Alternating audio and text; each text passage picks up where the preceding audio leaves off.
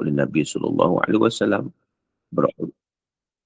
Adalah dalam arti kata untuk menumpukan sepenuh perhatian kepada ibadah kepada Allah Ta'ala. Dan iktikaf juga bertujuan untuk kita memutuskan hubungan kita dengan makhluk, iaitu kita nak meninggalkan apa-apa sifat keduniaan, apa-apa perkara yang dunia yang melekat di hati kita. Pada waktu itu kita nak buang, kita nak letakkan penumpuan sepenuhnya kepada Allah Subhanahu Wa Taala. Jadi itu antara perkara yang dilakukan ataupun tujuan untuk beriktikaf. Jadi apabila kita menumpukan sepenuh perhatian ketika mana kita berada di masjid, kita menumpukan sepenuh perhatian, kita meninggalkan pemikiran kita terhadap dunia, kita hanya memfokuskan perkara-perkara yang melibatkan akhirat ataupun yang melibatkan ketaatan kita kepada Allah Subhanahu Wa Taala, maka waktu itu segala-galanya dapat difokuskan, dapat dipusatkan untuk kita memperbaiki hati kita. Dan iktikaf ini, tuan-tuan sekalian, dia adalah, dari sudut hukumnya lah, dia adalah sunat bagi lelaki maupun wanita. Dan ini dipersetujui oleh keempat-empat mazhab, sama ada mazhab Hanafi, mazhab Maliki, mazhab Syafi'i dan juga mazhab Hambali. Dan dikatakan bahawa ia merupakan ijma'. Itu dari sudut sunatnya itu bagi laki-laki maupun kepada wanita. Daripada Abu Sa'id Al-Khudri radhiyallahu anhu menyatakan bahawa anna Rasulullah sallallahu alaihi wasallam i'takafa al-'ashr al-awwal min Ramadan, thumma i'takafa al-'ashr al-awsat min Ramadan. Kemudian Nabi SAW pernah beriktikaf pada 10 awal bulan Ramadan. Dan Nabi juga pernah beriktikaf pada pertengahan. Dan juga Nabi SAW beriktikaf pada 10 yang terakhir Ramadan. Dan iktikafnya Nabi SAW menunjukkan kepada kita tentang sunnah beriktikaf. Sebab Nabi SAW melakukannya. Dan juga hadis daripada Aisyah radhiyallahu anha menyatakan bahawa sesungguhnya Nabi SAW beriktikaf bersama beberapa orang isterinya. Jadi di situ menunjukkan bahawa wanita juga beriktikaf, bahkan mengikut riwayat bagaimana ketika mana Rasulullah SAW wafat, isteri-isteri baginda meneruskan usaha beriktikaf. Seterusnya, apakah syarat iktikaf? Syarat iktikaf ialah yang pertama, orang Islam. Syarat itulah ini merupakan ibadah kepada Allah SWT. Jadi syarat yang pertama adalah mesti Islam. Sekiranya orang itu tidak beriman kepada Allah SWT dan Islam, macam mana dia nak melakukan ibadah kepada Allah Azza wa Jalla? Yang keduanya adalah berakal.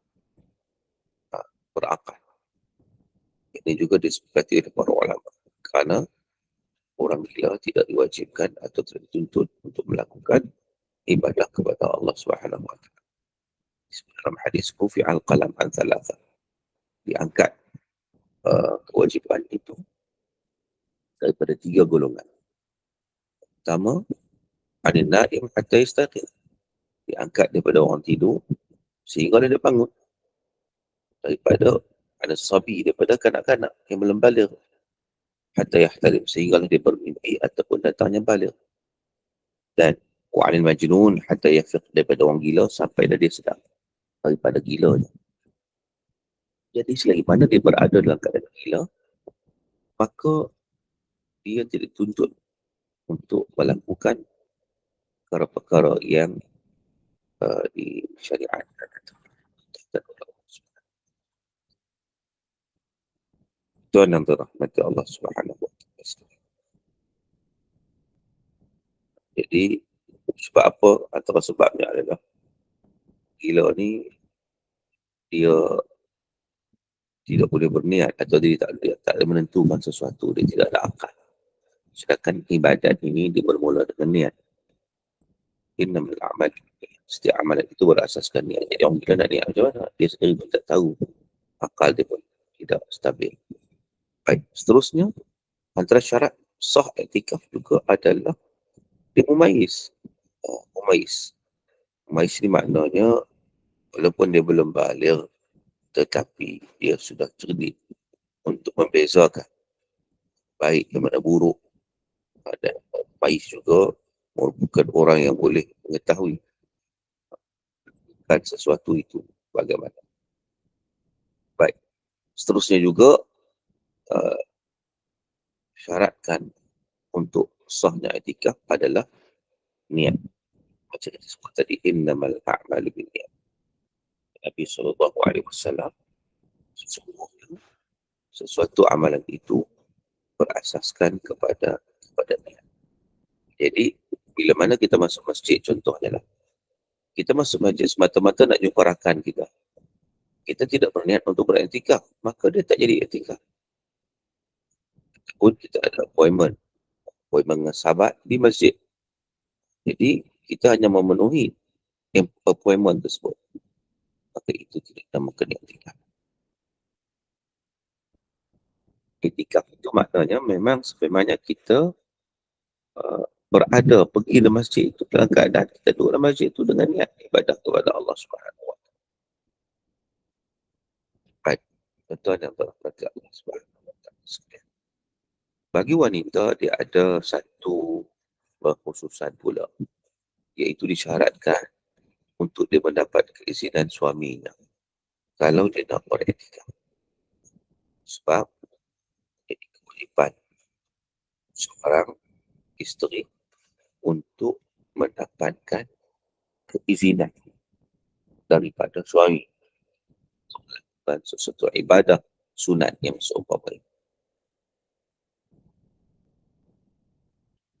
Dan pernah satu ketika juga diceritakan Aisyah radhiyallahu anha bahawa ketika mana Nabi SAW beriktikaf pada 10 hingga akhir Ramadan, maka Aisyah meminta izin kepada Nabi SAW. Lalu Nabi mengizinkan kepada Aisyah. Maka di situ juga menunjukkan tentang bagi seorang isteri ini, dia perlu meminta izin daripada suami yang melakukan iktikaf tersebut. Dan syarat seterusnya adalah iktikaf itu mesti di masjid. Disyaratkan sahnya iktikaf hendaklah berlaku di masjid.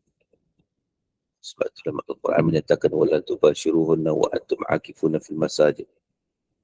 Jadi janganlah kamu bersama dengan isteri kamu ketika mana kamu beriktikaf di masjid. Jadi dalam Al-Quran sebut dengan jelas wa antum akifuna fil masajid. Itu kamu ketika mana kamu beriktikaf dalam masjid. Maka di situ para ulama menyatakan bahawa iktikaf itu, ayat ini menunjukkan bahawa syarat iktikaf itu adalah berada di dalam masjid. Dan sebab itu para ulama menyatakan bahawa iktikaf mesti di dalam masjid, sama ada bagi laki-laki maupun perempuan. Sebab itu sebagaimana kita sebut tadi bahawa isteri-isteri Nabi juga beriktikaf di masjid. dan tidak menjadi satu kesalahan kepada wanita untuk beriktikaf di masjid. Cumanya sekiranya dia aman daripada fitnah, keselamatan dan sebagainya. Seterusnya, bagaimana kalau iktikaf di luar masjid? Bagaimana? Ataupun iktikaf di selain daripada 3 masjid. Itu maksudnya. Sebab iktikaf ni memang di masjid lah. 3 masjid itu merujuk pada Masjid Haram, Masjid Nabawi dan juga Masjid Al-Aqsa. Jadi sebenarnya iktikaf ni tak disyaratkan di 3 masjid tersebut, walaupun itu yang paling afdal. Tapi tak disyaratkan. Sebab Allah Subhanahu Wa Taala menyatakan dengan umum, iaitu di masjid. Maka dengan sebab itu, masjid itu adalah merujuk kepada semua tempat yang namakan masjid lah. Cumanya, para ulama berbincang kalau orang yang bernazar untuk beriktikaf di Masjid Haram contohnya, pada ketika itu, dia tak boleh nak iktikaf di masjid lain melainkan Masjid Haram. Tapi kalau dia bernazar untuk iktikaf di Masjid Nabawi, maka dia boleh iktikaf di Masjid Nabawi dan Masjid Haram. Masjid lain tak boleh. Sebab ikut ranking. Tapi kalau dia nak beriktikaf di satu masjid contohnya, bukan tiga-tiga masjid tu lah, masjid yang lain, Masjid Syahalam contohnya, maka dia boleh iktikaf di mana-mana masjid. Sebab ranking masjid ni sama aja kedudukannya. Itu disebut oleh para ulama. Baik. Tuan-tuan, sahabat-sahabat yang dirahmati Allah Subhanahu Wa Taala sekalian. Jadi, disyaratkan juga untuk beriktikaf di masjid yang didirikan jemaah. Sebab ada setengah masjid ni yang abandoned, yang dah tinggalkan. Kadang ada orang, kadang tidak ada orang. Maka itu tidak dibenarkan untuk kita iktikaf pada tempat itu semua. Baik. Dari sudut boleh atau tidak kita iktikaf di masjid yang tidak mendirikan Jumaat? Boleh, tetapi tidak afdal. Sebab yang afdalnya yang sekali ada Jumaat supaya dia tak perlu lagi berpindah untuk pergi ke tempat lain ketika mana dia beriktikaf. Sebab tapi dia suah keharusan, haruslah boleh untuk dia beriktikaf pada masjid yang tidak didirikan Jumaat. Jadi boleh iktikaf. Cumanya lebih afdalnya iktikaf di masjid yang ada Jumaat supaya senang untuk dia tidak berpindah lagi ketika mana hari Jumaat. Baik. Tuan yang dirahmati Allah Subhanahu Wa Taala. Kemudian kalau kita melihat lagi tentang bagaimana iktikaf itu sebenarnya memang berlaku di luar masjid, dan dia soal beriktikaf itu dia tidak dibenarkan untuk keluar daripada masjid kecuali dengan keperluan. Keperluan contoh bagaimana? Contohnya makan minum. Kalau dimemerlukan untuk makan minum, buka puasa di masjid tak ada disediakan buka puasa ataupun sahur. Waktu tu dia boleh balik sekejap untuk dia berbuka puasa, kemudian ataupun dia bersahur, balik semula. Dia tidak membatalkan iktikaf. Sebab itu merupakan suatu keperluan. Betul yang dirahmati Allah Subhanahu Wa Taala. Jadi ringkasnya bahawa ada yang menyatakan bahawa bagi wanita ni boleh iktikaf di rumah. Itu satu pandangan sebenarnya. Tetapi jumhur ulama kata tidak. Bagi wanita pun berdasarkan kepada apa yang dilakukan oleh isi-isi Nabi. Maka bagi wanita juga adalah dalam beriktikaf di masjid. Itu yang pertama. Kecuali kalaulah dalam keadaan macam COVID dulu. COVID ni nak keluar pun tak boleh. Nak pergi masjid pun tak boleh. Maka ijtihad ulama menyatakan dia boleh menjadikan satu sudut dalam rumah dia, tempat dia gunakan salat. Dia boleh iktikaf di situ. Tak keluar mana-mana dah. Dia tak keluar mana dekat situ je. Jadi itu pada ulama pada COVID yang lalu lah. Jadi kalau dalam keadaan yang boleh pergi ke masjid, maka macam lepas sekarang tidak ada COVID, maka dia kembali kepada masjid lah. Baik. Dan orang yang beriktikaf ni, saudara, dia mesti bersih daripada hadap besar. Kalau dia berjunub ataupun dia berhadap besar, ketika wanita haid dan nifas, dia tak boleh beriktikaf. Kalau orang yang berhadap besar ni tidak boleh duduk di dalam masjid. Sama ada di hadap besar ke, kerana janabah ke, kena haid ke, kena nifas ke, maka dia tidak boleh duduk di dalam masjid. Dia kena mandi terlebih dahulu. Ini satu perkara yang disepakati oleh para mazhab yang empat lah. Syafi'i, Maliki, Syafi'i juga Hambali. Seterusnya, kalau kita lihat lagi tentang perkara-perkara yang berkaitan dengan etika ini, iaitu persoalan apakah etika ini perlu suci daripada hadas kecil. Persoalan. Dia sebenarnya tidak disyaratkan. Tidak disyaratkan ketika beriktikaf mesti suci daripada hadas kecil. Kalau kita tak wudu, hadas kecil tu mana kita tak wudu lah. Itu tak disyaratkan. Kalau wudu pun tak apa, boleh lah. Cumanya sunat lah untuk kita ambil wudu. Sebab senang kita nak sembahyang ke, nak buat apa ke apa dah. Tapi selagi mana kita berada dalam masjid, walaupun tidak berwudu, maka ia dinamakan sebagai i'tikaf. Berbeza dengan hadas besar. Kalau berlakunya hadas besar, contohnya kita duduk dalam masjid, tiba-tiba kita bermimpi yang mimpi basah. Maka pada ketika itu kita tak boleh lagi tinggal dalam masjid, kita kena keluar untuk melaksanakan bantuan. Baik. Dari sudut etikaf ni sebenarnya disunatkan sepanjang tahun. Itu. Kira sunat ni kita nak etikaf bila-bila pada sepanjang tahun.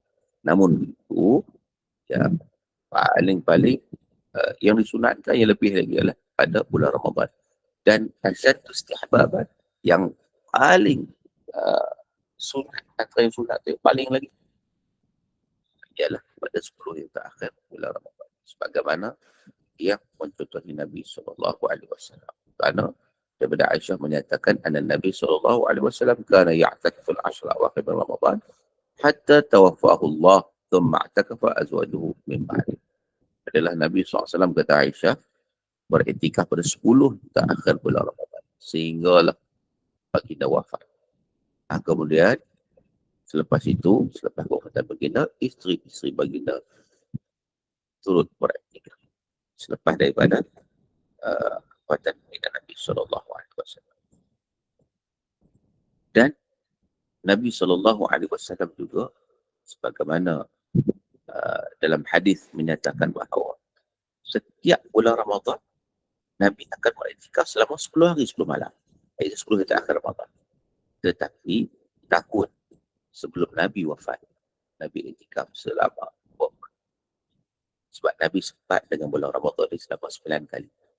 9 kali Ramadan. Itu Ramadan difardukan pada tahun 2 Hijrah. Dan Nabi wafat pada tahun 11 Hijrah. Jadi maknanya Nabi berkesempatan dengan 9 kali Ramadan. Dan 8 daripadanya Nabi akan beriktikaf 10 yang terakhir Ramadan. Tapi seterusnya 1 tahun sebelum wafatan Nabi SAW itu Ramadan Nabi yang terakhir, Nabi beriktikaf selama 20 hari. Baik. Tuan yang dirahmati Allah Subhanahu wa taala. Jadi seterusnya, kalaulah kita kata bahawa etika yang paling dituntut itu 10 yang terakhir Ramadan, macam kita sekarang, waktu bila nak start? Waktu bila? Para ulama khilaf dari sudut bila bermula etika 10 yang terakhir Ramadan. Ada 2 pandangan. Pertama, dia bermula etika sebelum terbenam matahari. Sebelum terbenam matahari, malam 21. Itu yang pertama. Yang keduanya adalah pada waktu pada subuh 21. Ia dua kalau masuk malam 21 ataupun pagi 21. Dan berakhir iktikaf itu adalah setelah terbenamnya matahari pada hari terakhir Ramadan. Itu adalah waktu untuk beriktikaf yang dilakukan oleh Nabi SAW. Tetapi sebenarnya sekurang-kurangnya tempoh iktikaf itu berapa lama? Dia sebenarnya tidak ada had untuk sekurang-kurang iktikaf. Tidak ada had. Itu dalam mazhab Syafi'i menyatakan bahawa kalaulah kita pergi masjid walaupun sebentar, kita naik iktikaf, maka jadi iktikaf. Walaupun ada seorang ulama menyatakan mesti sehari semalam. Tapi dalam mazhab Syafi'i menyatakan tidak. Asalkan kita duduk masjid walaupun sebentar, maka kita niat iktikaf, maka ia menjadi iktikaf. Kerana setiap kali kita tinggal di masjid dengan niat untuk mendekatkan diri kepada Allah Subhanahu Wa Taala, maka pada ketika itu ia menjadi iktikaf sama ada sebentar atau lama. Baik. Jadi tentuan yang telah kata Allah Subhanahu Wa Taala. Begitu juga tempoh paling banyak, paling lama iktikaf itu tidak ditentukan. Tidak ditentukan oleh hukum syarak. Berapa lama nak iktikaf terpulanglah. Mengikut kesesuaian ataupun mengikut kemampuan. Dan apakah disyaratkan berpuasa ketika iktikaf? Tidak disyaratkan, cumanya kalau bulan Ramadan ni 10 hari terakhir apatah lagi kena puasa lah. Sebab iktikaf ni bukan malam saja, ada siang dan malam. Itu sebenarnya. Siang dan malam. Iktikaf. Jadi, waktu siangnya kalau bulan Ramadan kena puasa lah. Tapi kalau iktikaf di luar bulan Ramadan, maka dia tidak menjadi isu. Walaupun dia tidak berpuasa. Dia tidak disyaratkan untuk berpuasa ketika mana buat iktikaf. Dan namanya dilarang keluar daripada masjid. Dan dilarang keluar daripada masjid tanpa sebarang hajat ataupun darurat. Jadi, kecuali kalau keperluan lah, asas nak qada hajat, makan ke, kalau tidak ada makanan, sesuatu yang dibenarkan dan tidak membatalkan itu. Tapi kalau lah keluar tu kan anak isu berjaya tu, walaupun dia datang balik selepas itu, makna hak yang pertama dia sudah terbatal atau sudah terputus. Baik, tuan-tuan dan puan-puan Allah Subhanahu Wa Taala. Seterusnya, apakah amalan-amalan yang kita lakukan ketika mana kita beriktikaf? Sebenarnya banyaklah amalan yang kita lakukan ketika mana kita beriktikaf. Salatnya bermula dengan bacaan Al-Qurannya, berzikir, doa. Kita berada dalam majlis ilmu ketika mana i'tikaf. Jadi apa-apa juga perkara yang baik yang kita lakukan yang menjurus kepada ibadah kepada Allah Subhanahu Wa Taala. Jadi itu dilakukan. Bagaimana orang yang bernazar untuk iktikaf? Kita sebut tadi bahawa orang bernazar ni sebenarnya dia mewajibkan satu benda yang sunat. Satu perkara yang sunat dia wajib. Maka jadi wajiblah. Semuanya kalau dia bernazar untuk iktikaf di masjid, tiga masjid tu, maka masjid lain tak boleh cover. Sebab masjid tu kedudukan dia berarti mula masjid haram, masjid haram tu macam tu. Kemudian kalau dia nak iktikaf ni masjid selain daripada itu, maka boleh ganti pada masjid yang lain. Baik. Jadi tuan-tuan yang dirahmati Allah Subhanahu Wa Taala sekalian. Iktikaf ni sebagaimana kita sebut tadi merupakan amalan Nabi SAW yang Nabi tak tinggalkan. Semua dalam kita dapat kesempatan kita juga melaksanakan iktikaf ini. Walaupun kita tak boleh melaksanakan iktikaf secara keseluruhannya kerana waktu itu kadang-kadang ada orang yang terpaksa bekerja pada waktu siang sebagai contoh. Maka pada ketika itu dia memilih waktu-waktu untuk beriktikaf. Yang pentingnya ada juga waktu untuk kita duduk dan tinggal dalam masjid. Dan sudah tentulah iktikaf paling afdal yang pertama di Masjid Haram, yang kedua di Masjid Nabawi, tiga Masjid Al-Aqsa. Kemudian ke semua masjid-masjid di seluruh dunia berada pada reki yang keempat lah. Mana-mana masjid pun sama. Dan ketika mana kita iktikaf, satu perkara yang diperlukan adalah kalau boleh kita nak tinggal dunia, kita nak sibukkan diri kita untuk menyibukkan dengan ketaatan kepada Allah Subhanahu Wa Taala untuk kita melakukan semata-mata ibadah, semata-mata ibadah khusus, iaitu macam baca Quran, berzikir, solat, menunaikan solat. Maknanya kita fokus kepada ibadah khusus. Ketika mana kita beriktikaf pada waktu itu, kita tinggalkan dunia sebentar. Kita tinggalkan dunia sebentar. Bagaimana? Ada persoalannya kalau bagaimana? Kalau akad nikah berlaku dalam masjid, boleh dia orang iktikaf ni dia jadi saksi. Selagi kat keluar masjid lah, maka tidak ada masalah. Boleh, contohnya waktu siang kan, berlakunya akad nikah dalam masjid, maka dia tidak membatalkan iktikaf. Dia masih lagi iktikaf. Cumanya dari sudut keseluruhan iktikaf itu adalah dia memfokuskan dengan sebenar-benarnya untuk beribadah kepada Allah Ta'ala. Dia bertafakkur untuk dia merenung, berfikir. Dan sudah tentulah tuan-tuan, bila mana kita berada dalam masjid ni, memanglah kita dapat menumpukan sepenuh perhatian kita kepada ibadah kepada Allah Subhanahu. Jadi mudah-mudahan pada 10 hari akhir Ramadan kita dapat mengambil peluang setiap hari sebanyak waktu yang kita ada pada setiap hari kita berada di masjid, maka lakukanlah dengan niat iktikaf. Mudah-mudahan ianya dapat memberi kebaikan kepada kita dalam suasana kita memburu Lailatul Qadar. Jadi mudah-mudahan tuan-tuan dan puan kita dapat memahami sedikit isu berkaitan dengan iktikaf. Maka selepas ini apabila kita pergi ke masjid, jangan lupa untuk kita niat iktikaf supaya ia menjadi satu ibadah kepada di sisi Allah Subhanahu Wa Taala. Jadi sekadar itu perbincangan kita pada pagi ini, marilah sama-sama memohon kepada Allah Subhanahu Wa Taala agar kita dikurniakan kebaikan dan Lailatul Qadar. A'udzubillahi minasyaitonir rajim. Bismillahirrahmanirrahim.